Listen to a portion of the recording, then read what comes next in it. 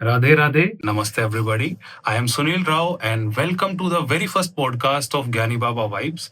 कहते हैं कि एक अच्छा इंसान वो नहीं होता जो गलतियां ना करे। एक अच्छा इंसान वो होता है जो गलतियां करे मगर उन गलतियों से सीखे और मेक श्योर करे कि उन गलतियों को दोबारा रिपीट ना करे। और यही सीखना, फिर से गलतियां करना, फिर से सीखना, इसी प्रोसेस को लाइफ कहते हैं। एंड ज्ञानी बाबा वाइब्स के थ्रू हम ऐसे ही लोगों की जिंदगी में ताक झांक करेंगे, उनकी लाइफ को जानेंगे, समझेंगे। तो इसी के साथ हम शुरुआत करते हैं अपने पहले पॉडकास्ट की। और आज हमारे जो गेस्ट है उनका नाम है राव डी, जो कि एक कलाकार है। तो आइए इनकी जिंदगी के बारे में जानते हैं। तो राउडी जी, आपकी जो अब तक की जिंदगी रही है, जी। स्पेशली आपका जो बचपन है, बचपन क्योंकि हमारी जिंदगी का सबसे जरूरी हिस्सा है। बिल्कुल बिल्कुल। तो बचपन के बारे में आप कुछ बताइए अपनी जिंदगी का।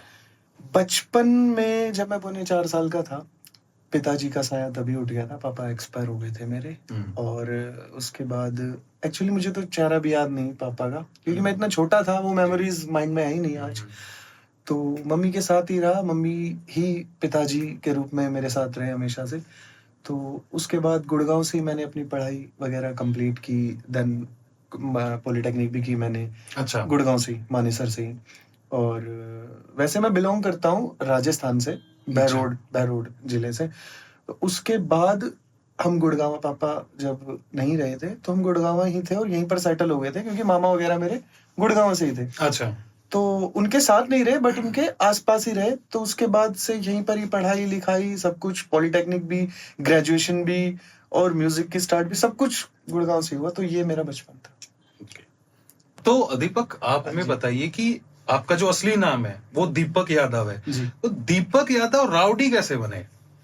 इसके पीछे भी एक इंटरेस्टिंग सी स्टोरी है भाई, छोटी सी। क्या हुआ कि हाँ, यादव रेजिमेंट की ना मुहिम छिड़ी हुई है हमारे यहाँ पर हरियाणा में क्या ऑल ओवर इंडिया छिड़ी हुई है। तो मैं भी उसका एक पार्ट हूँ भाई। जो जिस तरीके से वो मुझे बोलते हैं मैं उस तरीके से उनके साथ खड़ा रहता हूँ। तो जब स्टार्ट हुआ था ये, तो एक प्रोग्राम था रेजिमेंट का ही। अच्छा। मुझे वहाँ बुलाया गया था और वो प्रोग्राम था I think near about Pachgaon, इधर ही मानेसर के आसपास।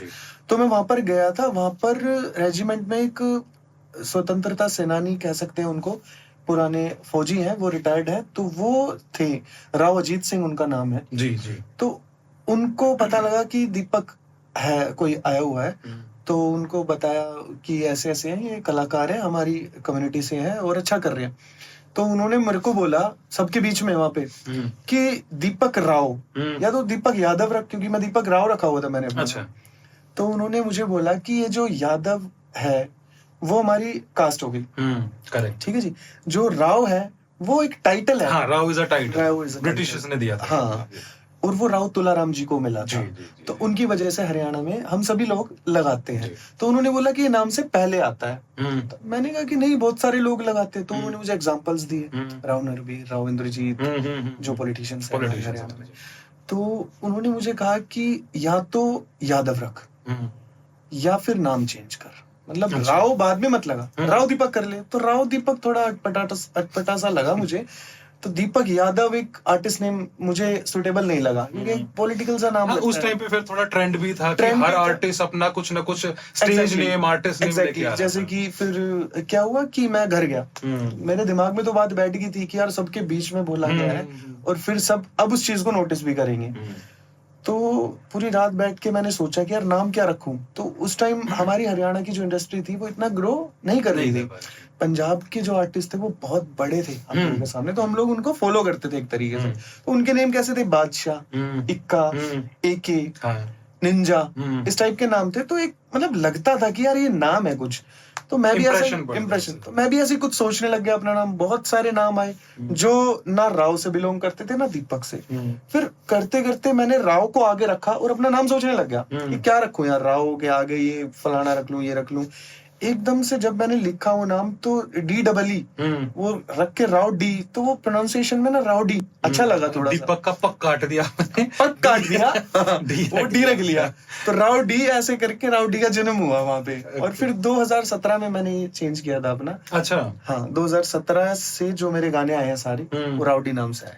Rao DEE Rao D. तो मेरा जो पहला गाना था राव डी नाम से वो कैटवॉक था, वहां से मेरी शुरुआत। उससे पहले दीपक राव नाम से आते थे, काफी गाने जो भी आए। राउडी नाम से कैटवॉक था, वहां से शुरुआत हुई थी राउडी की 2017 में। ओके, तो अब आपको राउडी बोले या दीपक यादव बोले? आप तो मुझे कुछ भी बोल सकते हैं भाई, आप बड़े हो मुझसे।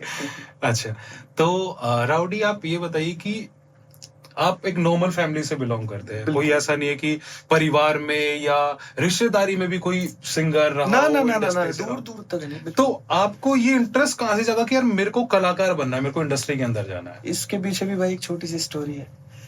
क्या है कि जब मैंने अपनी 10th कंप्लीट करी थी, तो उस टाइम हमने कराया था एक जागरण। तो जागरण में मेरे गुरुजी, जिनके साथ मैं रहा हूँ, जिनसे मैंने सीखा है, जिनको देखकर इंस्पायर हुआ कि मैं बनूंगा, तरुण सागर जी हैं। वो भी बॉलीवुड में अच्छा है, उनका काफी गाने गाए उन्होंने, सारेगामापा में भी आए थे उस टाइम। तो उनको बुलाया था हमने एज अ सिंगर जागरण में। तो वो जिस तरीके से वो गाए और लोग उनको मतलब फैन हो रहे थे, तो उनका जो स्टारडम था वो मुझे कहीं ना कहीं पिंच कर गया कि यार इम्प्रेस कर गया कि यार ये बनना है यार। बाकी दुकानदार पब्लिक चाहिए कि जब खड़े हो स्टेज के ऊपर, पब्लिक चिल्ला रही हो कि लड़कियां पागल हो रही है, बंदे पागल हो रहे हैं, बच्चे पागल हो रहे हैं, फोटो करानी है, मालाएं पहना रहे हैं। तो वो चीज मुझे इम्प्रेस कर गई। मतलब मेरे को जिस तरीके से आपने बोला लड़कियां चिल्ला रही है, तो मेरे को लगता है कहीं ना कहीं वो आपको ज्यादा ना कि भाई लड़कियां चिल्ला रही है। मतलब वो बता रहा था कि मैं, लड़कियां भी थी वहां पर, वो भी चिल्लाई क्या, फोटो कराई। तो वहां से मैं इम्प्रेस हुआ और फिर मैंने उनको अप्रोच किया कि मुझे सीखना है। तो 1.5-2 साल तक तो मुझे घुमाते रहे कि हाँ ठीक है। उनको लगा बच्चा है, ठीक है, प्रोग्राम किया था इसके वहाँ, इसलिए चेप हो रहा है। ओके, फिर 1.5-2 साल जब बीत गए तो उनका मुझे कॉल आया था कि कहाँ पर है तू। तो मैंने कहा कि जी मैं गुड़गांव, कि हमारा करोल बाग में जागरण है और तू आ जा। अब मैं बच्चा था, मैं कभी दिल्ली मतलब ऐसे गया नहीं था। तो फिर मेरे पास बाइक थी, मैंने अपनी बाइक स्टार्ट की, सीधा करोल बाग पहुंच गया। वहां से ये सीन चालू हो गया कि उनका कहीं भी प्रोग्राम होता मैं उनके साथ जाता, उनके साथ उनके घर पे भी रहा और उनके साथ रियाज भी किया। जो नहीं समझ आता वो उनसे पूछा, फिर खुद हारमोनियम लिया और धीरे धीरे उनसे पूछकर रियाज किया। और इंडस्ट्री में बहुत सारे लोग मिले मुझे जिन्होंने मुझे बहुत कुछ सिखाया।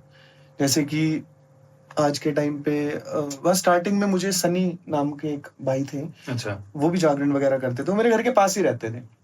उन्होंने मुझे बहुत कुछ सिखाया, बहुत सारी चीजें कि ऐसे होता है, ताल के बारे में नॉलेज, रियाज कैसे करना है, किस टाइम करना है, क्या करना है, क्या नहीं करना, सब उन्होंने बताया। तो पहले जो गुरु थे आपके वो तरुण सागर थे? तरुण सागर जी थे जिन्होंने मुझे इंस्पिरेशन दी। उसके बाद तो काफी गुरु मिले हैं, वो आज गुरु भी तो मिलते हैं। हर दिन कुछ ना कुछ सीख रहे हो, जो आपको सिखा रहा है वो आपका गुरु ही है। बिल्कुल बिल्कुल बिल्कुल। तो दीपक, ये तो जैसे आपका जो एज अ सिंगर आपकी जर्नी शुरू हुई, ये तरुण सागर जी के साथ जो आपकी जर्नी शुरू हुई, लेकिन इंडस्ट्री के अंदर जैसे गाने शुरू करना, क्योंकि एज वी ऑल नो कि आपका कोई बैकग्राउंड नहीं है म्यूजिक से, तो सबसे पहले कि आपको कि यार गाना करना कैसे, क्योंकि उसकी नॉलेज तो है नहीं, तो वो शुरुआत कैसे हुई थी आपकी?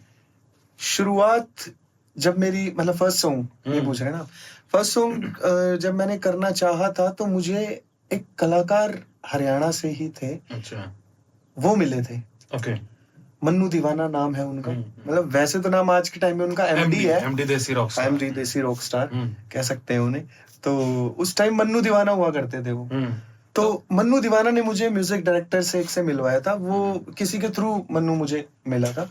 और तो मैंने उससे बोला कि गाने करने, और उस टाइम मन्नू ही था इंडस्ट्री में हमारे आसपास के जो बिल्कुल जो गाने कर रहा था और बैक टू बैक कर रहा था, और कोई था ही नहीं। आज तो हर मतलब जिधर भी आप देखोगे उधर आर्टिस्ट है, हर घर में आर्टिस्ट। हाँ, तो वो एक ट्रस्टवर्दी था कि ये बंदा करा देगा। तो मैंने उसको बोला कि भाई ऐसे ऐसे है, करना है। हमने मीटिंग वगैरह की, तो उसने मुझे मिलाया, म्यूजिक स्टूडियो ले गया वो एक, वहां पर गोल्डी गिल जी मिले। तो गोल्डी गिल से उन्होंने मिलवाया और मैंने लिरिक्स लिए थे। पंजाब से लड़का है गोल्डी, उसका नाम है हैरी काड़ो। हैरी ने गाने लिख के दिए थे मुझे और मुझे अच्छा लगा था। पहला पंजाबी सॉन्ग था वो, संडे मंडे करके गाना था। तो वो मैंने मन्नू को बोला कि ये गाना कराना है, तो उसने गोल्डी से मिलाया और गोल्डी ने करा दिया। फिर म्यूजिक हुआ था। तो उसके आपके जो पहला गाना था, जो इनिशियल स्टेजेस के जो गाने थे, उनका म्यूजिक गोल्डी गिल ने किया। हाँ, बहुत सारे गानों का म्यूजिक गोल्डी गिल जी ने किया था। तो आपका जो पहला गाना था जो गोल्डी ने म्यूजिक किया था और मन्नू ने वीडियो किया था उसका, हाँ, मनु ने भी किया। ओके, तो आप उस गाने की कुछ लाइनें सुना सकते हैं हमें? वो पंजाबी सॉन्ग था, बहुत पुराना था, मुझे एक्चुअली याद भी नहीं, बट फिर भी कुछ लाइन्स उसकी याद है। वो इस तरीके से था, आउंदी नित पब विच तो जीन पाउंदी फिट, नाले घर चो विच तो फैशन गी सिख, एक ही हुस्न है आशिका तेरा, जिगरदानी तेरा Sunday Monday, Sunday Monday Sunday Monday लक गरदानी तेरा Sunday Monday, Sunday Monday Sunday Monday लक गरदानी तेरा संडे मंडे। बहुत बढ़िया। तो रावड़ी, जैसे इंडस्ट्री की बात हो और हमारी, पता नहीं भी ये सच्चाई है, वो आप बताइए लोगों को, कि इंडस्ट्री के अंदर मनी स्विंडलर्स भी बहुत है, कि जो आपको चाहे जिस भी तरीके से बहला के फुसला के कुछ झूठे सपने दिखा के हाँ जी पैसे हटने का काम भी बिल्कुल चलता है। बिल्कुल है जी। तो और आपका भी ऐसे कि लोगों के साथ इंटरेक्शन हुआ है? हाँ बिल्कुल है, मनी स्विंडलर्स इस इंडस्ट्री में, और आई डोंट नो कि आज भी है या नहीं है, लेकिन हाँ स्टार्टिंग में तो बहुत सारे थे, क्योंकि उस टाइम क्या था कि काम करने वाले बहुत कम लोग थे। आज तो हर गली में स्टूडियो खोला हुआ है, सब कुछ है, सबको वीडियो करनी आती है, अपने कैमरास लिए हुए हैं आर्टिस्टों ने, सोशल मीडिया को देख देख के आजकल बिल्कुल सारे लोग सीख मोबाइल गए से भी इतना कुछ स्टफ वो शूट कर लेते हैं। उस टाइम बहुत रेयर थी ये चीज ना, कि कैमरा होना भी लोगों के पास बहुत बड़ी बात थी, और गाने करना तो बहुत ही बड़ी बात हो जाती थी उस टाइम। तो लिमिटेड लोग थे, उनके अंदर हाँ। भी कुछ एक कैटेगरी थी जिनका टारगेट ही ये था कि आर्टिस्ट बनाओ, पैसा कमाओ। बिल्कुल बिल्कुल, मैं तो जितनों से मिला सबका ही काम था, मैं ये नहीं बता सकता कि कुछ कैटेगरीज थी या सभी थे। हाँ। कुछ लोग जितनों से मैं मिला वो सभी लगभग ऐसे ही मिले थे स्टार्टिंग नहीं, में। कुछ अच्छे लोग भी मिले होंगे आपको अच्छे भी industry में। मिले थे, बट वो थोड़ा लेट मिले अच्छे ना, जब मुझे नॉलेज हो गई कि हाँ ये कर चुका है तेरा, अच्छा, उसके बाद मिले। तो आपका एक्सपीरियंस क्या था? मतलब ये जो मनी स्विंडलर्स के साथ था, कैसे मिले, और मतलब आपको कब लगा कि रियलाइज हुआ कि बेटे तेरा तो कट रहा है? हाँ, ये क्या होता है कि जो मनी स्विंडलर्स होते हैं ना, उनकी एक चीज होती है कि वो जब आपको किसी और से मिलाएंगे तो आपको बोलेंगे यार इसके सामने ना ये बात मत करना, पैसे की बात मत करना, पैसे की बात मत करना, पैसे की बात मैं करूंगा, बाकी मैं तुम नहीं करूंगा, कर ले। हाँ। हाँ। और ये चीज सुन के ना अपने माइंड में जाता है कि कुछ तो है यार, गड़बड़ है यार, ऐसा तो है, तो उसके सामने ना करे तो घुमा फिरा के कहीं ना कहीं वो बात निकलवाने के अंदर एक जिज्ञासा सी रहती है कि यार कुछ तो कांड है, वो पता लगे। तो कई बार क्या होता है, उन दोनों की आपस में खटपट होगी तो वो सामने वाला ही बक देता है। नहीं, मतलब ये जिस नहीं- इंटरेस्ट से आप ये बता रहे हैं, खटपट होगी, ये मेरे को लगता है कहीं ना कहीं आपके एक्सपीरियंस से ये चीजें निकली है। कह सकते हैं। हाँ, चलो तो इस बताइए ये हाँ, जरा छोटी थोड़ा सी- डिटेल के अंदर बताइए इस चीज बताता को। हूँ स्टोरी। तो क्या हुआ कि मुझे, जब मैं इंडस्ट्री में था तो मुझे गाना करना था, तो मैंने बोला किसी को कि भाई ऐसे ऐसे है और ये लिरिक्स है, मुझे गाना करना है और करवाओ। तो उन्होंने किसी म्यूजिक डायरेक्टर से मुझे मिलवाया, तो म्यूजिक डायरेक्टर को लिरिक्स पसंद आ गए कि ठीक है भाई कर देते हैं, कंपोज कर दिया उसने, और मुझे अच्छा भी लगा। उस म्यूजिक डायरेक्टर की जो प्रोफाइल दिखाई उन्होंने, वो अच्छी दिखाई, कि उस टाइम के पंजाब के लोगों के उन्होंने म्यूजिक किए हुए हैं, गीता जलदार का वो गाना और रंजीत बाबा का वो गाना, काफी गाने उन्होंने बड़े बड़े दिखाए। तो मैं इम्प्रेस भी हो गया कि यार अच्छे बंदे के पास आया हूँ, जो भी है अच्छा है, कटेगा नहीं, बढ़िया होगा। तो क्या हुआ जी, उस टाइम मैं वर्किंग नहीं था, मैं काम वगैरह तो करता नहीं था घर से या ऐसे पैसे हाँ, जैसे भी करके। जुगाड़ उगाड़ बिल्कुल। करके अपना। और इतना रिच भी नहीं था मैं कि हाँ मेरे को पॉकेट मनी इतनी मिलती, नॉर्मल फैमिली से था। तो उन्होंने मुझे मिलाया, उन्होंने बोला कि ऑडियो हो जाएगा तेरा 15,000 रुपए में, ऑडियो हो जाएगा पर सॉन्ग 15 पर सॉन्ग 15,000 में। ठीक है। लेकिन ये मैं करवाऊंगा, करते नहीं है वो इतने में, मेरे कहने पे करेंगे, मैं अकेले में बात करूंगा, तू बात मत करियो यार, वरना फिर वही यार तेरे से तो वही पैसे मांगेंगे वो, फिर मेरा बीच में नहीं रह जाएगा कि भाई इसकी क्या शर्म करूंगा। चलो भाई, मैं एक बार फिर भी मैं बोल दूंगा कि भाई पता तो लगे यार, कि क्या पता शर्म कर ही ले आदमी। Right. ना ना ना ना, मैं कर लूंगा बात। अब मैं मानता भी बड़ा भाई था उसको कि ठीक है जो करा रहा है वो सही करा रहा है। तो जी क्या हुआ, डमी कर दी, म्यूजिक ऑडियो सॉन्ग की डमी होती है, डमी कर दी उन्हीं की वोकल में। भाई अच्छा, ठीक जो है। म्यूजिक हाँ, के कंपोजर थे, जो म्यूजिक डायरेक्टर थे, उन्होंने अपनी वोकल में करके उन्होंने बोला कि मैं कल शाम तक तुझे इसकी मतलब कुछ बना के भेज दूंगा, तो सुन लियो। तो मेरे साथ जो गए तो उन्होंने बोला कि हाँ कोई दिक्कत नहीं है, बढ़िया बनाएगा, ठीक है। अब कल शाम हो गई, मैंने उनको फोन कर, हाँ जी गाना हो गया, हाँ तेरे गाने पे ही लगाऊंगा, कर रहा हूँ। यार डम्मी पे इतनी मेहनत कर रहा है बंदा, तो गाने में तो सिस्टम निकल गया, हाँ कुछ निकल के आएगा, ऐसी बात नहीं है। तो उस दिन उसने लेट नाइट भेजा, वो जो डम्मी थी वो मुझे, व्हाट्सएप नहीं होता था उस टाइम, मेल वगैरह आती थी, तो जीमेल पे वो आई, मैंने डाउनलोड करी, मैंने सुना, वो डमी थी अनमिक्स, मैं टेक्निकल बंदा था नहीं उस टाइम, तो मेरे को समझ नहीं आई यार ये कैसा बज रहा है, कहीं बज रही है, कुछ कहीं बज रहा है। मैंने कहा कि हाँ, तो उनका फोन आया फिर कि सुन लिए भाई। मैंने कहा जो कंपोजर का या जो मीडिएटर था? नहीं कंपोजर। मीडिएटर तो अपने घर चला गया था, उसको था कि डमी चल जाएगी, सुन लेगा और पसंद ही आएगी इसको, वो तो फुल हवा में था अपनी तरफ से कि ठीक है जी कल ही मिलेंगे इससे और पैसे ले लेंगे। तो पैसे ले लिए थे एक्चुअली उसने। अच्छा। 10,000 रुपए वो मुझसे एडवांस ले गया था कि 5 मीडिएटर ले गया था। मीडिएटर ने बोला था मैं 15 में करा दूंगा, देख नहीं हुआ तो देख लेंगे बाद में, कुछ ऊपर नीचे। हाँ, 2-4 हजार वो और बिगाड़ने के चक्कर में था एक्चुअली। तो जैसे ही वो डम्मी आई मेरे पास और मैंने सुनी, तो उनका फोन आया मेरे पास, हाँ भाई सुन ली दीपक? मैंने कहा कि हाँ जी सुन ली।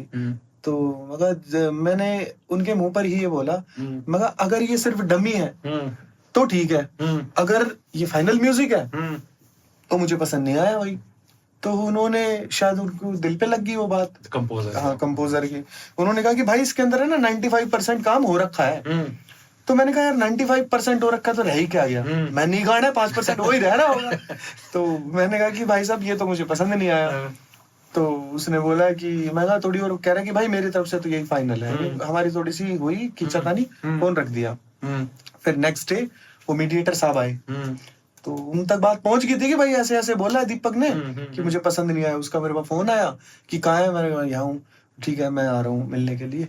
वो आया, उसने बोला कि मैं इसमें काम करवाऊंगा, ये तो कुछ भी नहीं है, ये है वो है न्यू है। हाँ, उसने मेरे को पटाया, फुल चढ़ाया। तो आ गया मैं उसके जहाँ से, चलो कह रहा स्टूडियो चलते हैं, देख तेरे सामने देख के करवाऊंगा। मैं ठीक है भाई चलो। स्टूडियो में गए तो भाई मैं तो यूं ही था कि भाई कुछ बहुत अच्छी चीज और करेंगे गाने में। उन्होंने वही चीज सुना के कह रहे कि इसको मिक्स करेंगे अभी। तो मैंने कहा हाँ मिक्स में बहुत कुछ बजा देंगे ये। मैंने बोला मिक्स में क्या क्या बज जाएगा जी? हाँ, तेरे को पता ही नहीं कि मिक्स में बजता है कि नॉन टेक्निकल बंदा, मुझे पता ही नहीं। तो मैं कहा भाई मिक्स में क्या क्या बजा दोगे और इसमें गिटार विटार और क्या बजेगा? कह रहे मिक्स में ये ही रहेगा, लेवलिंग हो जाएगी इनकी, प्लेजर पूरा सेट हो जाएगा इनका। मैंने कहा जब यही रहेगा तो फिर यही है फाइनल, नहीं गाना म्यूजिक तो फाइनल है। उन्होंने कहा कि अब तूने गाना है ये बस। मैं कहा भाई यार ये कैसा गाना बना रखा है इन्होंने? तो वो बोले मेरे को सुनाया तो इन्होंने अपने बड़े बड़े गाने थे, ये कैसे गाने हैं? तो उन दोनों की हुई कि ये क्या बोल रहा है, ये है वो है। करते करते उसके म्यूजिक डायरेक्टर के मुंह से निकल गया कि और 5,000 रुपए में क्या जान लोगे? अब मैंने देखा उस बंदे की तरफ, मीडिएटर की तरफ। मैंने कहा यार 5,000 रुपए? मैंने कहा कि भाई पैसे तो 15। तो वो एक जैसे ही यूं हुआ ना कि बात खुल गई, तो मुझे पटा रहा है तू चल मेरे साथ बाहर चले रहे, नहीं है कोई बात नहीं, गुरुजी आप बैठो। उसको बिठाया म्यूजिक डायरेक्टर को वहीं और मेरे को ले गया बाहर कि थोड़ा सेट करके लाओ, दोबारा बिगड़ेगी बात। सेट नहीं, वहां से लेके जाने के लिए बात खुल जाएगी। तो बोला कि कोई बात ना, ये मैं समझाऊंगा इसने और मैं बढ़िया करवाऊंगा, बढ़िया हो जाएगा ना। जब तक तू सेटिस्फाई नहीं होएगा गाना थोड़ी फाइनल होएगा, तेरी हाँ में हाँ है, तू मालिक है। तो वो वहां से फिर मेरे को ले गया बाहर और फिर मैं उससे बात कर रहा रास्ते में। मेरे साथ एक मेरा भाई बंधु जो उस टाइम रहता था, सचिन नाम का, वो भी था। वो भी बोल रहा कि यार उसने 5,000 क्यों बोले? बोले 5,000 तो और देने हैं ना, 5,000 बाकी रह रहे हैं। जो मीडिएटर था वो बात को संभाल रहा है, घुमरा करके इधर उधर फलाना। तो बोले कि यार 5,000 रह रहे हैं, तो हमारे माइंड में तो बात सटक गई कि बंदा ये क्यों बोल रहा है कि 5,000 में तो ये काम है। यार ये तो कुछ गड़बड़ है। बट उसने हमारे को कन्विंस करके और वहां से घर भेज दिया अपने कि मैं इसका अच्छा करवाऊंगा, टेंशन ना ले, खुद बैठ के करवाऊंगा। हमें उस पर ट्रस्ट भी था, खुद बैठ के करवाएगा तो बहुत बढ़िया करा देगा भाई। हमें क्या पता, इसको भी नॉलेज नहीं है कुछ। ठीक है, तो फिर चले गए। तो फिर मेरे माइंड में आई कुछ बात कि यार इनसे बात करता हूँ और निकलवाता हूँ कि कंपोजर से, हाँ कंपोजर से, कि कितने में क्या है। लेकिन वो डायरेक्टली नहीं बोलना, कंपोजर को भी ये बात नहीं पता होनी चाहिए कि भाई मेरे को पता लग गया, आइडिया आ गया। हाँ, थोड़ा घोस्ट ऐसे करेंगे। तो मैंने उससे बात करी मैसेज में, फेसबुक होता था उस टाइम। तो मैंने मैसेज किया कि हाँ वो गाना है ना, आप मिक्स कर दोगे? तो मेरे को अब समझाया उन्होंने कि अब अच्छा हो जाएगा, ये वो मैंने उसको थोड़ा सा किया। बट वो ईगो पे ले चुका था उस बात को कि मेरे म्यूजिक को ऐसे कैसे बोल दिया। तो फिर उस टाइम तो वो बोलचाल में थोड़ा हो गया कि हाँ ठीक है। तो मैंने कहा कि यार मैं 2 गाने और करना चाहता हूँ, तो लेकिन यार रेट सही सही लगा लेना यार, मैं ना अभी पढ़ने वाला बच्चा हूँ, इतना पैसे नहीं है मेरे पास। बोले कोई बात नहीं कर लेंगे। मैं कितना कर दोगे, बार बता तो दो ताकि मैं घर में बात करूं इस बारे में। कह रहे यार जो तू देगा वो कर ले। नहीं फिर भी बताओ यार, आप बड़े हो, आप बता के चलो, आगे हमारी बिगड़े नहीं। बोले तू 4,000 रुपए दे दियो यार पर गाना गया। पर गाने का। अब मेरे को तो वो सबूत रखने थे। मैं कहा 4,000 रुपए ज्यादा है यार एक गाने का। लिखा मैंने 4,000 रुपए ज्यादा है एक गाने का, हाँ। ताकि वो उसको सबूत हो जाए। सटीक रहे हो। तो बोला कि कोई बात नहीं यार, और देख लेंगे, बाकी अच्छा काम करके दूंगा, तुझे पसंद आएगा पहली बारी में ही, है ना, रोमांटिक कर, तेरी वोकल रोमांटिक है, ये है वो है। उन्हें 2-4 पॉइंट मारे, मैंने बोला चलो ठीक है कर लेंगे। फिर वो जो था मीडिएटर, उसको बीच में मैंने बोला कि भाई मेरे को गाने नहीं करने, ये है वो है, तू मेरे पैसे वापस कर दे। पैसों की बात नहीं करी, मेरे को पता थी पैसे तो वापस आने नहीं है। लेकिन फिर मेरे साथ जो सचिन था, उसने बोला कि भाई ये गाना तो करवा ले, पैसे तो तेरे आने से रहे, और 5,000 और दे की तरह गाना हो रहा है, तूने वैसे ही 5,000 क्यों इससे भी बिगाड़ रहा है यार, क्योंकि वीडियो करने वाला तो हमारे पास वही था, वीडियो वही कर सकता था। तो फिर वो गाना वहां से किया, तो ऐसे मेरे पैसे गए। और प्लस वीडियो में भी उस बंदे ने जो मुझे यूं बोला गया कि भाई तेरे से ना एक पैसा नहीं खा रहा हूँ दीपक, मैं जो है ना अपनी जेब से लगा रहा हूँ बल्कि। अच्छा। मैं कहा जी चलो ठीक है। तो उस बंदे ने मेट्रो का किराया 2-2 हजार रुपए जोड़ रखा था उसके अंदर, वीडियो बजट में, कि मैं मेट्रो से। तो ये जो आपका मीडिएटर था वो आपका डायरेक्टर था? वही डायरेक्टर था, वही करता था उस टाइम। तो इसमें जितनी ये स्टोरी इसके अंदर जो मेरे को समझ आया, कंपोजर को कुछ नहीं पता है कि क्या चल रहा है। कंपोजर को नहीं पता, लेकिन कंपोजर को बाद में पता लग गया था। वो तो बाद में चलो बात खुली, लेकिन in the beginning initial stage के ऊपर उसको नहीं पता। जो बीच में बंदा था वो पूरा गेम पूरा। तो दीपक, जैसे अभी आपने बताया कि इंडस्ट्री के जो मनी स्विंडलर्स के ऊपर, लेकिन अगर सच्चाई की बात करें तो ये मनी स्विंडलरिंग के आरोप तो आपके ऊपर भी कम नहीं है। आप इनफैक्ट इस चीज के अंदर जेल में भी जाके आए हैं।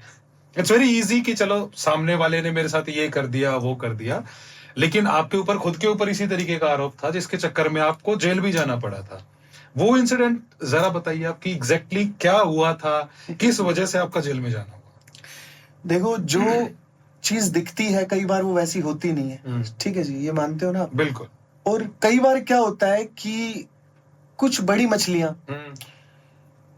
किसी छोटी मछली पे आरोप सारे अपने डालकर, अपने सारी चीजें जो है वो सब कुछ डाल के खुद साइड निकल जाती है, क्योंकि बड़ी मछलियों की अच्छी जान पहचान होती है और वो कई बार यूज कर लेते हैं आपको। तो ये मेरा इंडस्ट्री का कुछ नहीं था, केस जो था वो, मैं वर्किंग था कहीं पे किसी चीज में, तो उनकी तरफ से कुछ घोटाला हुआ था, कोई गड़बड़ हुई थी, उसमें मेरा नाम आ गया था। तो उसमें क्या हुआ था, जो बड़े लोग थे जिन्होंने किया था वो ही मिल गए थे कंप्लेंट। लेकिन उसमें आपका नाम कैसे आ गया स्पेसिफिकली कि भाई दीपक ही क्यों, कोई और एम्प्लॉय क्यों नहीं? कोई और एम्प्लॉइज औरों का भी नाम है, ऐसी बात अच्छा। नहीं है। हाँ, बिल्कुल। उसके अंदर और भी बाकी जो उसी जहाँ पे आप जॉब करते हैं उसके जो एम्प्लॉइज थे उनका भी उसके अंदर नाम आया था, पर सिर्फ एम्प्लॉइज का नाम आया है, जो सीनियर बंदे थे उनका नहीं आया। जिन्होंने एक्चुअली किया उनका किसी का नाम नहीं आया। नाम किनका आया, जिनको, जैसे मैंने बताया ना कि मीडिएटर और मैं थे, और कंपोजर जो था उसको कुछ नॉलेज ही नहीं थी, कुछ पता ही नहीं था, बट मेरी नजर में वो खराब हुआ ना कि यार म्यूजिक तो अच्छा करा ही नहीं है और पैसे इतने ले रहा है। तो सेम मेरे साथ हुआ कि बीच में मीडिएटर कोई और था और मैं कंपोजर था इस चीज में। अच्छा। मैं अटक गया यहाँ पर। तो ये चीज हुई थी। और अच्छा एक चीज बताओ आप, अगर मैंने सच्ची में किया होता तो क्या कोर्ट पागल है? हमारे जो देश का संविधान है, जो न्यायालय है, वो पागल है क्या कि मुझे उठाकर जमानत दे देंगे और मैं बाहर घूम रहा हूँ? आप मानते हैं कि कोर्ट किसी दोषी को ऐसे बाहर घूमने देगा? नहीं। उन्होंने भी तो रीड किया हुआ ना, मेरा पूरा प्रॉपर चालान आया हुआ है उस चीज का। चालान में एक भी सबूत ही नहीं है।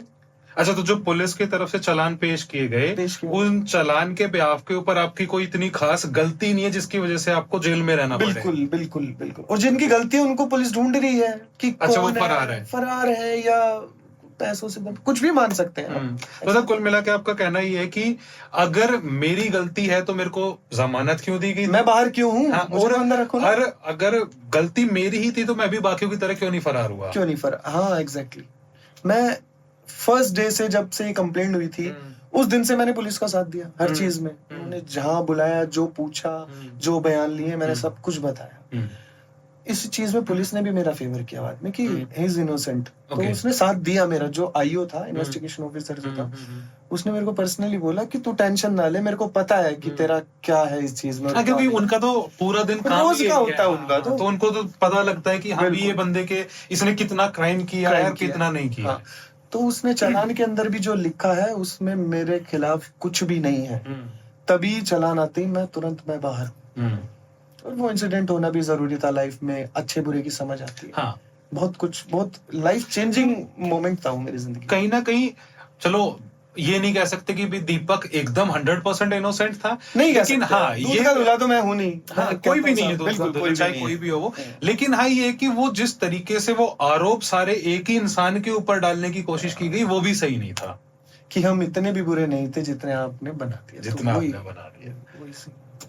ठीक, तो जो आपका जेल इंसिडेंट जो रहा है, कि एक ऐसा क्या डिफरेंस है कि जो बाहर की दुनिया में, चले एक तो जाहिर सी बात है कि बाहर आप हो अपने परिवार के साथ, उठ रहे हो, बैठ रहे हो, घूम रहे हो, आपके पास आजादी है, अंदर आजादी नहीं है। उसके अलावा ऐसा क्या डिफरेंस है कि जो बाहर रहने वालों को नहीं पता है, लेकिन जो इंसान अंदर उस चीज को जी के आया है उसको पता है कि यार ये बहुत मेजर डिफरेंस है दोनों जगह में। हर चीज का डिफरेंस है सुनील भाई। कैसा है कि सबसे पहली बात तो मैं एक आर्टिस्ट, आर्टिस्ट कभी ना बंद के नहीं रहता। आप खुद एक आर्टिस्ट है, आपको पता है यार। करेक्ट। अगर आपको आपके घर के अंदर एक कमरे में कुछ महीनों के लिए रख दिया जाए ना, तो आप फ्रस्ट्रेट हो जाओगे। आपका एक अलग ही लेवल। मैं चीजें भूलने लग गया था वहां पे भाई। अच्छा। मैं अपने दोस्तों के नाम भूलने लग गया था, मेमोरी लॉस हो रहा था मेरा, क्योंकि मुझे समझ ही नहीं आ रहा था कि यार ये जिंदगी में एकदम से एक ऐसा पड़ा हुआ है जिसकी कभी कल्पना भी नहीं की थी। तो बहुत सारे मेजर डिफरेंसेस है वहां की और यहाँ की जिंदगी में। तो सबसे बड़ा जो डिफरेंस होता है ना वो बाहर की और अंदर की जिंदगी में, वो यही होता है कि फ्रीडम। ठीक है जी। तो एक तो मेरे को फ्रीडम नहीं मिल रही, हर चीज का टाइम, सुबह 6 बजे उठ जाना, काउंटिंग होनी, फिर 12 बजे बंद होना, काउंटिंग करके, फिर शाम को 4 बजे खोलना, फिर 6 बजे बंद हो जाना। मतलब एक है ना जिंदगी ऐसी सी चल रही थी जैसा आजादी से पहले थे ना हम लोग, ये अंग्रेजों का शासन था, वही चीज चल रही थी जिंदगी में। और घर वाले नहीं, मोबाइल नहीं, म्यूजिक नहीं। म्यूजिक चलो टीवी वगैरह थे, हम लोगों ने वहां लगवाए हुए थे, बट अच्छा टीवी वगैरह भी मिल जाता है जेल के अंदर? मिल जाता है, अगर आप पैसा खर्च करो तो सब कुछ मिलता है। मतलब फीस है उसकी, कुछ सरकारी फीस है कि वो बस ऐसे ही पैसा दो ठीक है? परमिशन लेनी पड़ती है, परमिशन लेनी पड़ती है सुपरिटेंडेंट ऑफ जेल से। ओके। तो अगर वो अलाउ करते हैं तो ही टीवी अंदर आता है। इसे आप कह रहे हो ना कि पैसे से सब कुछ हो जाता है? सब कुछ हो जाता है इन द सेंस ये नहीं कि आपको आजादी मिल गई पैसे से। पैसों से अगर आजादी मिलती तो मैं कभी जेल जाता ही नहीं, है ना।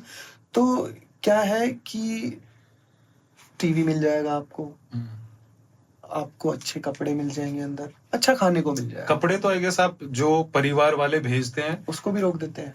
अच्छा, वो भी अलाउड नहीं है? अलाउड नहीं, मतलब नॉर्मल कपड़े जैसे कि पैंट्स तो अलाउड हाँ, कलर स्पेसिफिक भी आई गेस, कलर्स भी डिसाइडेड है। और शूज नहीं बाहर से जा सकते अंदर, लेकिन अगर आपकी परमिशन है कि भाई मेरे को ये वाले शूज पैर में ही करते हैं, कोर्ट से लिखवा लिया या जेलर से स्पेसिफिक परमिशन लेके आप उस चीज को तो वो काम हो जाता है। अच्छा खाना आपको चाहिए, बर्थडे मनाना है, केक बन जाएगा वहां पर। अच्छा, बेकरी वगैरह होती है, मिठाइयाँ, त्योहार आया, आपको भंडारा करवाना है, कुछ भी करना है, आपकी जो मान्यता है नवरात्रों में खाना, सब पैसों से हो जाएगा। अच्छा, तो मतलब जैसे हम ये फिल्मों में देखते हैं कि जेल के अंदर गया तो मतलब बाकी जो कैदी है वो उसका थोड़ा रैगिंग भी कर रहे हैं, ऐसा कुछ एक्सपीरियंस अब नहीं होता ऐसा कुछ, ना ना ना। अच्छा, ऐसा अब नहीं है। उनको पता है यार जो अंदर आया ना वो परेशानी हो गया है, तो वो बड़ा सपोर्ट करते हैं मोरली ना, बड़ा समझाते हैं कि टेंशन ना ले। जाती तो इंटरव्यू होता ही है, पहले तो पुलिस वाले पूछते हैं हाँ भाई क्या करके आया है, ये करके आया हूँ। अच्छा कहाँ से है, वहां से, अच्छा ठीक है।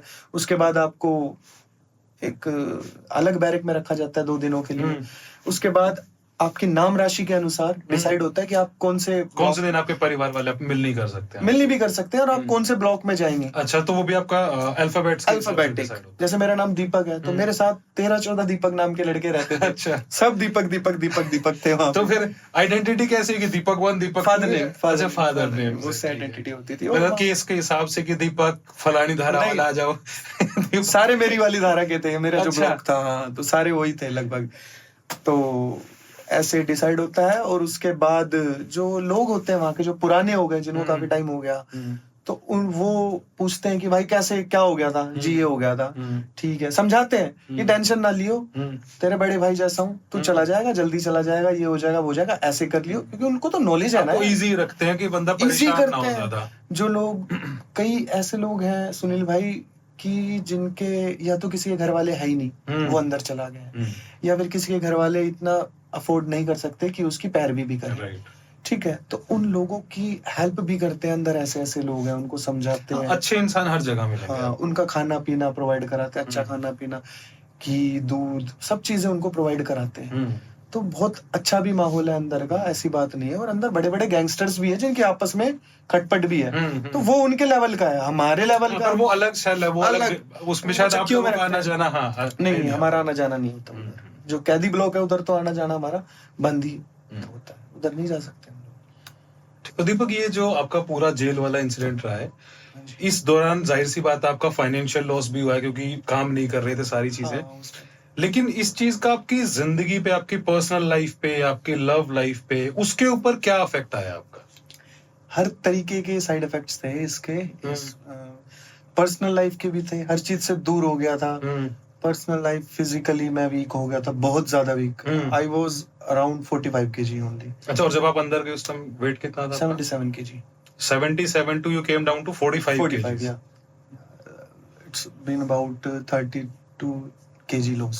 Somewhere around that. So physically मैं डाउन हुआ, फाइनेंशियली भी हुआ, Obvious, हाँ. टाइम अंदर था, और मेंटली भी हुआ, क्योंकि जेल में सब कुछ नेगेटिव था। कोई भी बंदा मिले, सबकी अलग स्टोरी थी, राइट। था नेगेटिव ही। और मैं बाहर की दुनिया से अपरिचित, मुझे पता ही नहीं बाहर क्या चल रहा है। मैं ऐसा बंदा जो हर एक का फॉलो अप रखता था।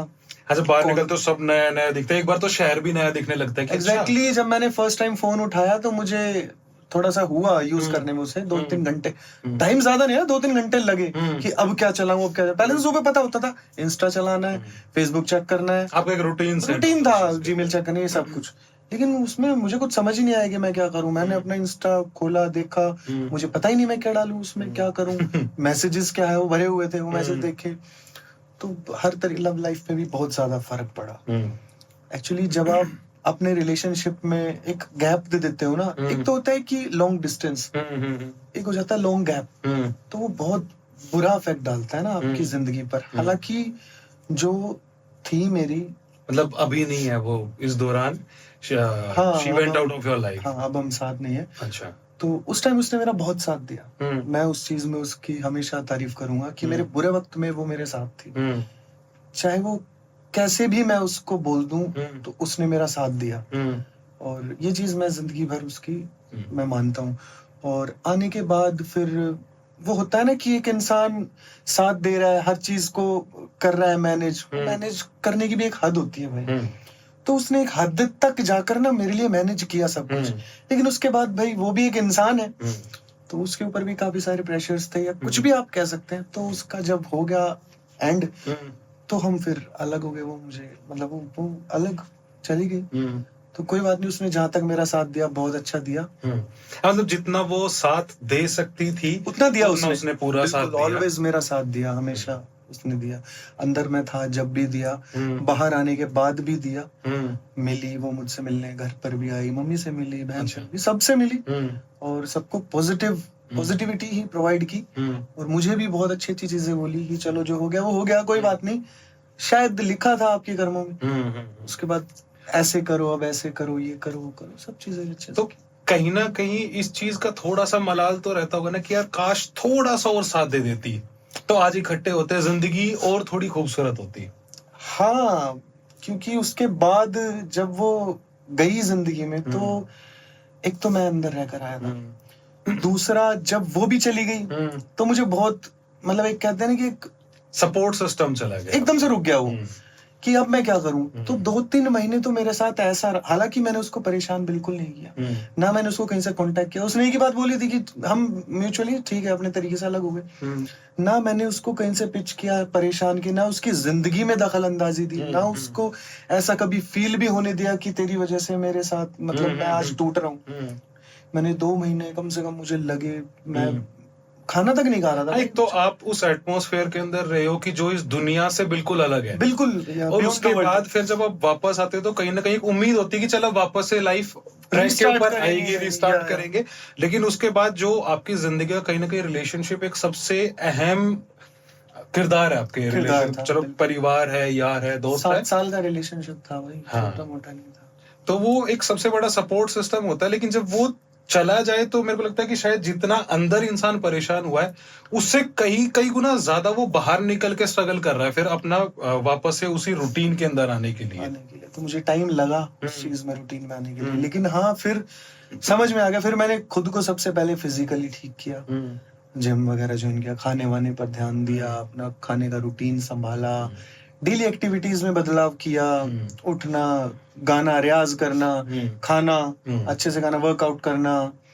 नए सर्कल में तो मैं, हालांकि अब तो ऐसा हो गया हूँ कि सर्कल मेरा बहुत छोटा है, तो उस चीज में भी बदलाव किया कि पहले कहीं भी कभी भी कॉल आ गया, ठीक है, भाग गए बाहर, इधर चले गए उधर चले गए, बट उसी हर चीज में बदलाव किया। एक समझदारी सी आई यार उसके बाद ना, उसका जाना शायद लिखा था। Everything happens for a reason. And it is definitely good for you. You just take some time to realize. आपको समय लगता है उस चीजों को, उस प्रोसेस को समझने में, लेकिन एक समय के बाद आपको लगता है कि हाँ यार जो हुआ सही ही हुआ, चाहे हो सकता है वो उसके लिए सही हुआ, उसके लिए सही होगा। और देखो मैं मानता हूँ कि हर एक की अपनी लाइफ है, शायद मैं होता उसकी जगह, शायद मैं भी यही करता कि कुछ भी प्रेशर रहा हो, वो उसने मुझसे कुछ बातें शेयर भी की, कुछ नहीं कर पाई। आपके ऊपर फैमिली का प्रेशर बहुत ज्यादा, फैमिली का प्रेशर था और मैं अंदर से आया था, मेरे लिए वर्ल्ड एक तरीके से नया सा हो रहा था और मैं सोच रहा था कि सब कुछ पहले जैसा है, लेकिन हाँ हर चीज में टाइम लगता है। हाँ, क्योंकि अब जाहिर सी बात है कि अगर बीइंग अ गर्ल या उनके जो पिताजी है, माताजी है, भाई हैं, जो भी है, तो डेफिनेट सी बात है कि अब वो उनको पता लगे यार कि एक ऐसा इंसान है, क्योंकि उनको पूरी कहानी नहीं पता ना, किसी को भी नहीं पता स्टोरी। तो उनका मानना है कि यार एक लड़का जो अभी जेल से बाहर आया है एंड ये उसके साथ शादी करना चाहती, तो वो एक कहते हैं कि जैसे, हाँ, हमारे जैसे हरियाणा के अंदर भी बोलते हैं कि भाई लड़की का जो बाप है उसका जो दिल होता है वो बिल्कुल सुस्से जैसा होता है, वो छोटा सा कि उसके जैसा दिल है, तो वो बाप को ये लगा कि भाई तू घर बैठ जा। हाँ। लेकिन ऐसे इंसान के साथ मैं तेरी शादी नहीं करा सकता कि जो इंसान जेल के अंदर रह के आया हो। तो उस चीज का after effects, I guess, jail के जो भी है वो आफ्टर साइड इफेक्ट्स है, वो भी बहुत ज्यादा आपकी जिंदगी के ऊपर रहे। बिल्कुल रहा भाई, लव लाइफ पे तो बहुत ज्यादा फर्क पड़ा है इससे। हालांकि प्यार उस लड़की ने बहुत किया है, क्योंकि इतना फिर नहीं करता ना कि इतनी बुरी, वो चाहती तो पहले दिन ही छोड़ के चली जाती। हाँ। और मैं क्या ही कर लेता, मैं उसको जबरदस्ती थोड़ी बोलता मेरा सपोर्ट कर, जबरदस्ती तो आप किसी को नहीं रख सकते, मैं बाद में भी नहीं रोक पाया ना। सेम अगर वो उस टाइम पे भी कर देती तो नहीं होता, बट ठीक है, उसके बाद उसने किया और जो भी था अच्छा हुआ। मेरे को कोई उससे नाराजगी नहीं है, कोई मलाल नहीं है, कोई मलाल नहीं है। मेरी दुआएं हमेशा उसके साथ, वो अच्छी रहे। वो पास्ट है आपका, या वो पास्ट। लेकिन आज आपके लव को लेके क्या व्यूज है? लव को लेके कोई व्यूज नहीं है भाई। मैं सही में मैं कुछ नहीं सीखा हूँ इन सब चीजों से भी। मैं तो ऐसा हूँ कि अब भी कोई पटाएगी तो मैं पट जाऊंगा, इस टाइप का हूँ मैं। लेकिन हाँ, अच्छा, नहीं, अब ओपन है कि भाई कोई बात नहीं, दरबार खुला है, आ जाइए। नहीं, मैं चाहता तो, मेरे पास वक्त था, मैं रिलेशनशिप में किसी और के साथ आ सकता था। हाँ, वो कहीं ना कहीं आपका जो वो रिलेशनशिप का जो पोस्ट रिलेशनशिप जो ट्रॉमा होता है वो इजी हो जाता है शायद, अगर आप किसी नए रिलेशन के अंदर जाते।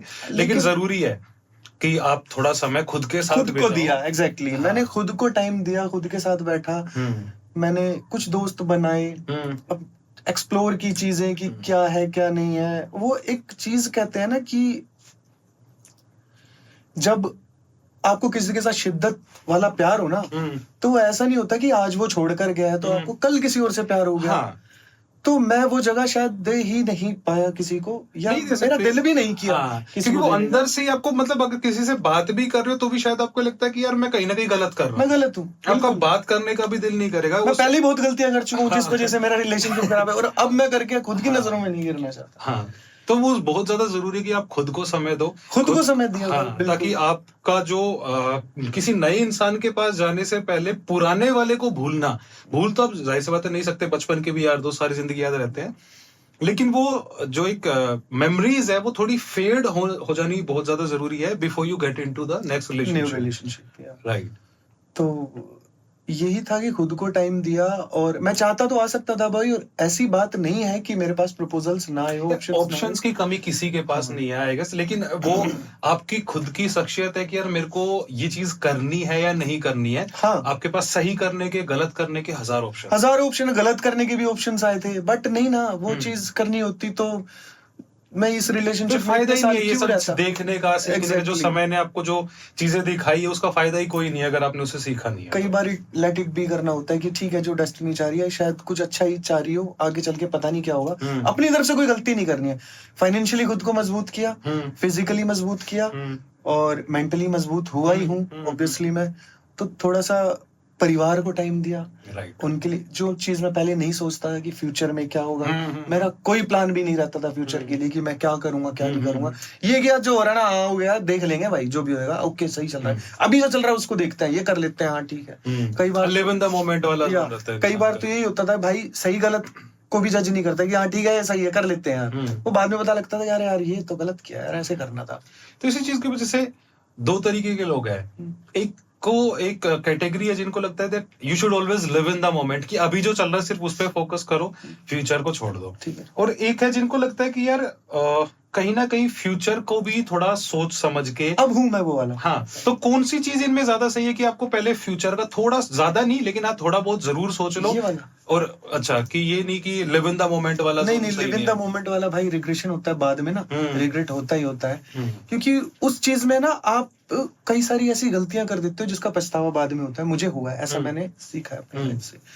तो मेरे हिसाब से वो चीज ज्यादा बेटर है कि अगर आप फ्यूचर का थोड़ा सा सोच कर चलोगे ना, ज्यादा नहीं सोच सकते कोई बात नहीं, बट थोड़ा बहुत सोच के चलो। हाँ, कम से कम कि आप जो एक्शंस आपके हैं उनका आप जरूर ख्याल रखो, क्योंकि हर एक एक्शन आपको कहीं ना कहीं, आप जो फ्यूचर में आपका जो मेंटालिटी होनी है, हाँ। आपका जो एक कैरेक्टर बनना है, Character वो plan। आपके आज के एक्शंस डिसाइड करेंगे कि आपका कैरेक्टर फ्यूचर में कैसा होगा, आपकी हरकतें कैसी होगी। बिल्कुल। तो आपको थोड़ा इस मोमेंट में भी रह लो और थोड़ा फ्यूचर में भी रह लो। तो वही सब चीजें हैं, और वो उन सब चीजों के ब्याह पर ही फिर मैंने अभी तक स्टिल मैं सिंगल ही हूँ, तो वही सब चीज चल रही है।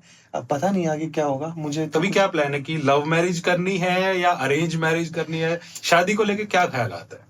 भाई शादी को लेकर है ना बढ़िया है। बढ़िया है, ख्याल तो बहुत बढ़िया है, जो भी है अच्छा है। देखते हैं कहाँ लेकर जाएगी ये नैया।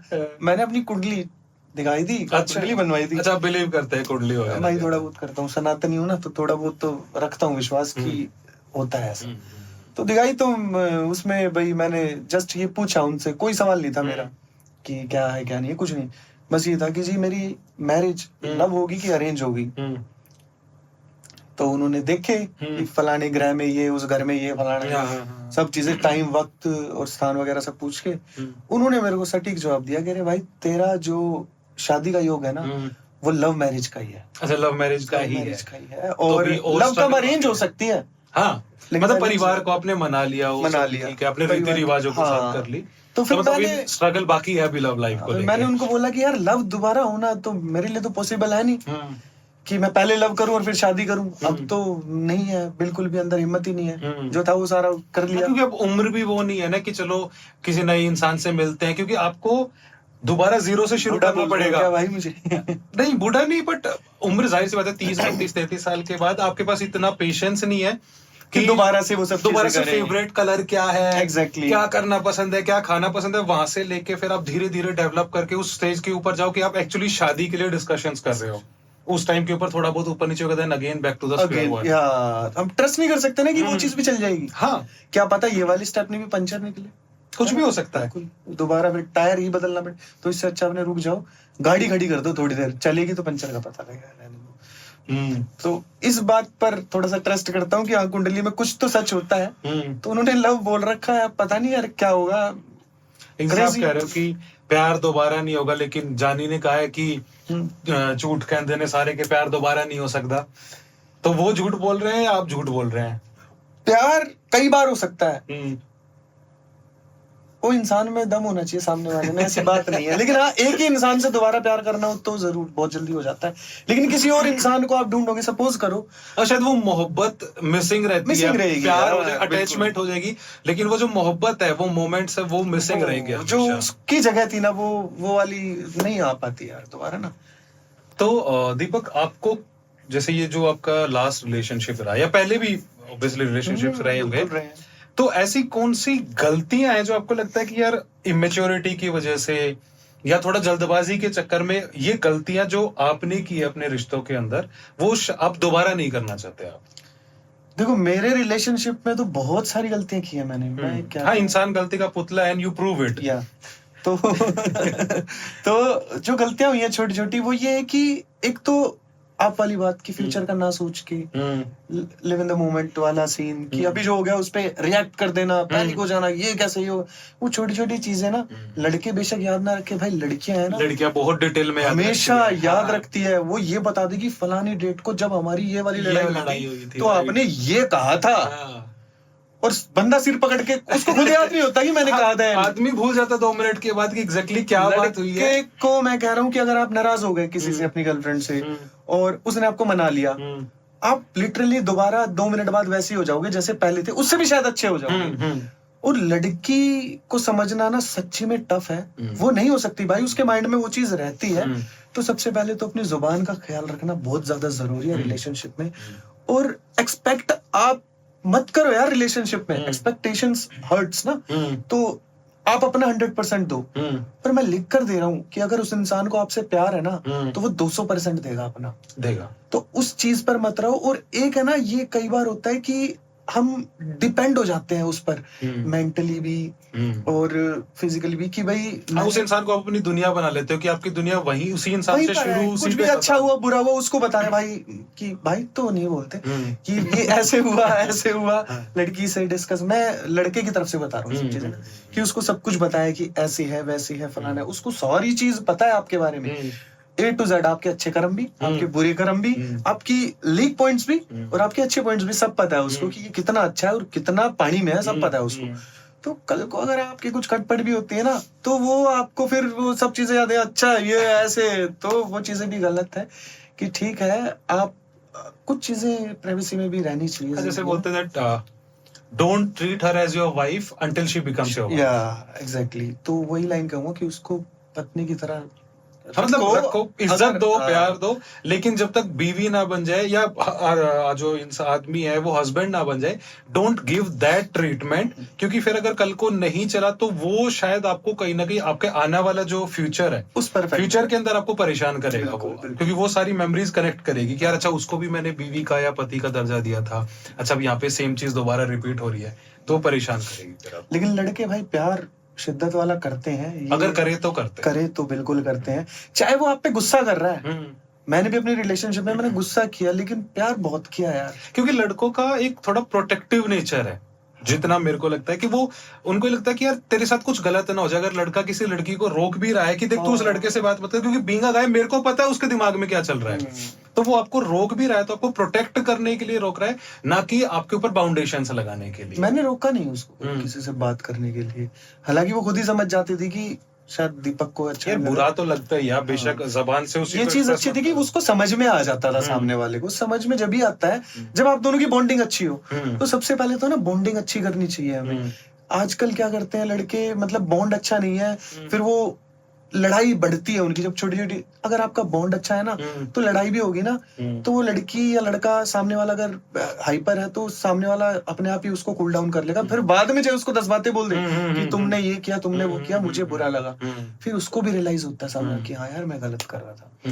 तो वो सब चीजें भी हैं। और सबसे मेन चीज तो ये है कि यार जबान पे कंट्रोल, जबान पे कंट्रोल, क्योंकि कहते हैं ना कि एक बार पत्थर का लगा जख्म भर जाता है, बट जुबान का कभी नहीं भर पाता जख्म। सबसे जरूरी आपकी जबान है किसी भी रिश्ते के लिए। बाकी कोई दवाई नहीं आती है अच्छा करने की रिलेशनशिप, यही है जबान ही आपकी सबसे बड़ी दवाई, जबान है। बिल्कुल यही जड़ी बूटी है और कुछ नहीं। तो दीपक आपका एक किस्सा सुना है, वो आप बताइए कितना सही है कितना गलत है। कौन सा किस्सा? कि आपकी कोई गर्लफ्रेंड थी जिसके साथ आपकी कुछ तू मैं बहस वहस होगी तो लड़की ने गुंडे बुला लिए थे। आपके बहुत ही करीबी जो आपके मित्र है उनके पास से इन्फॉर्मेशन आई है। अरे भाई नहीं गुंडे नहीं थे भाई, वो ये आपको गलतफहमी है, वो गुंडे नहीं थे। एक्चुअली क्या था कि यही जो मेरा लास्ट रिलेशन मेरी और इसकी ना तो मैं फोन पर हो गई थी कुछ ज्यादा ही, बाहर आने के बाद? नहीं पहले की बात है, 2020 की बात है। ओके, तो मैं हो गई तो हमारी खतरनाक वाली, जैसे मैंने बोला ना जुबान पे कंट्रोल रखना चाहिए, नहीं था भाई, वही गलतियां मैं अपनी बता रहा हूँ। तो तुम्हें में काफी बढ़ गई, तो मैंने बोला ठीक है मिलके खत्म कर देते हैं एक बार, लास्ट बार। ये हर बार होता था हमारा कि छोटी मोटी लड़ाई होती है और हम ये बोलते थे कि ठीक है अब मिलके म्यूचुअल अंडरस्टैंडिंग से खत्म कर देते हैं। हाँ, लड़ाई के अंदर इंसान ये होता है कि चलो बस आज के बाद खत्म। हाँ, वो कहते हैं ना मोहब्बत मजबूर कर देती है, नहीं तो बहुत बार मैंने उससे आखिरी बार बात की है। आखिरी बार बात एग्जैक्टली। तो वही था। लेकिन उस दिन क्या हुआ, मैं भी अपने परम मित्र को साथ लेकर गया था और एक और थे मेरे साथ, तो हम 3 जने थे। और भाई वो ऑब्वियसली जब फोन पर खतरनाक वाली बात हो रही है तो यार लड़की को भी लगेगा कि भाई पता नहीं आके फिर हाथ वाथ उठा दे तो फोन पर ही इस तरीके से बात करे। हालांकि ऐसा कभी हुआ नहीं, उसने चाहे गुस्से में मुझे लगा दिया वैसे मजाक में, बट मैंने नहीं। ठीक है, तो वहां पहुंचे, बातचीत हुई। अब वो तो भाई अपनी सिक्योरिटी के लिए अपने दोस्त को खड़ा कर रखा था ना उसने, और उसके दोस्त ने भी उसको बोला कि बता दियो तू बात कर ले और कोई दिक्कत हो ना तो मैं आ जाऊंगा बीच में, मतलब नहीं तो मैं साइड में खड़ा हूँ। दोस्त एक्चुअली हाँ, मेरा भी दोस्त था उसके थ्रू, ऐसी बात नहीं है कि वो गुंडे थे। हाँ, वो अच्छा लड़का है। तो हमने जाके बात की, अब हमारी बात बिगड़ ही नहीं रही थी। तो उसका जो दोस्त था वो दूर से देख रहा था, तो फिर वो बीच में आ गया। तो वो बात करने लगा ऐसे ऐसे, उसने बताया मुझे कि ये तेरी गलती है, वो गलती है। फिर मैंने बोला कि हाँ, अब उस टाइम तो ये था ईगो, हम दोनों के अंदर ईगो। मैं तो फिर भी 1-2% मैनेज कर रहा था, उसका ईगो तो फाड़ू है। तो भाई उससे पूछा गया लास्ट में ऐसी, मैं उसको कुछ बोलूं कि ऐसे है, तुम ये करती हो, तुम वो, ये तुमने गलत बोला, वो 4 बातें पुरानी बता दे। अब मैं उन बातों को सोचूं कि यार ये बात तो साला मैं ही भूले बैठा था, मैंने जिक्र भी कर दिया। मैं कहा हाँ ये बात तो हुई थी यार, और इस गलती की तो मैं ऑलरेडी 340 बार माफी भी मांग चुका हूँ। चलो दोबारा आगे तो 341 हो जाएगी। ठीक है जी माफ कर दो, सॉरी। नहीं ऐसे ये ठीक है भाई, वही लड़के वाला ठीक है, वो बचपना भी है उसके अंदर, वो मुझे अच्छा लगता है। वो अच्छा लगता है कि ठीक है वो भाई, वो हक है ना उसका, जब भी तो बोल रही है कि मुझे बुरा लगा है। अदरवाइज राह चलते बंदे को मैं पकड़ के तो नहीं बोलता तूने मुझे तब ये बोला था, उसको क्या मतलब मेरे से, इसको मतलब है तभी तो बोला ना। तो वो भी ये चाह रही थी कि यार खत्म ना हो, लड़ ले एटलीस्ट। बोलते हैं ना कि भाई एक तो शांत हो गया इंसान। तो उससे फिर पूछा गया हाँ भाई तुम दोनों ने साथ रहना नहीं रहना, उसने बोला नहीं मुझे नहीं रहना। मैंने भी देखा ठीक है भाई। तो भाई मेरा परम मित्र बोला चल, मैंने बोला ठीक है भाई चल। तो आपका जो परम मित्र वो अफवाह फैला रहा है कि गुंडे नहीं यार, बुला लिए थे, कॉलर वॉलर पकड़ लिया था। अरे नहीं, ऐसा कुछ नहीं हुआ था। ठीक है, वो दोस्त है और वो ऐसा मतलब एक होता नहीं है कि यार आपको भी मैं बोलूं, जैसे हम दोनों बहुत अच्छे दोस्त हैं और आपकी गर्लफ्रेंड आपको फोन पे बोल रही है ये कर दूंगी वो कर दूंगी, और फिर वो अकेली मिलने बुलाए कहीं पे, तो फिर आप भी अकेले थोड़ी जाओगे। मैं बोलूं यार भाई मैं साथ चलता हूँ आपके, क्या पता क्या कांड हो जाए। तो ऐसे ही मैं दूर खड़ा होकर सुन रहा था। तो ये बातें थी, वो गुंडे नहीं थे भाई, कैसी बात कर रहा हूँ। तो दीपक जैसे आपके 2, 3, 4 जितने भी रिलेशंस रहे हैं जिंदगी के अंदर, XYZ जितने भी रहे हैं आपके, खुफिया रिपोर्ट सारी बता। तो यूजुअली क्या होता है कि जिस इंसान से आपको सबसे ज्यादा प्यार होता है और वो इंसान ही कुछ ऐसा कर जाए कि जिसकी आपको उम्मीद ही ना हो, तो कहीं ना कहीं मेरे को लगता है सबसे ज्यादा जो प्यार है उसी से ही नफरत का भी जन्म होता है, कि आप उस सबसे ज्यादा नफरत भी उसी इंसान से करते हो जिसे आपने कभी एक टाइम पे सबसे ज्यादा प्यार किया। तो क्या जो आपकी लास्ट गर्लफ्रेंड रही है या पहले जो भी जितने भी आपके रिलेशंस रहे हैं, कि आपको किसी के लिए नफरत है आपके अंदर, उसी के लिए गुस्सा एग्रेशन नफरत है किसी के लिए? नफरत तो पुरानी वालों के बारे में तो मैं सोचता ही नहीं हूँ भाई, सही बताऊं तो। जो मेरे पास्ट रहे हैं ना इनसे पहले, और इससे मेरे को नफरत नहीं है यार।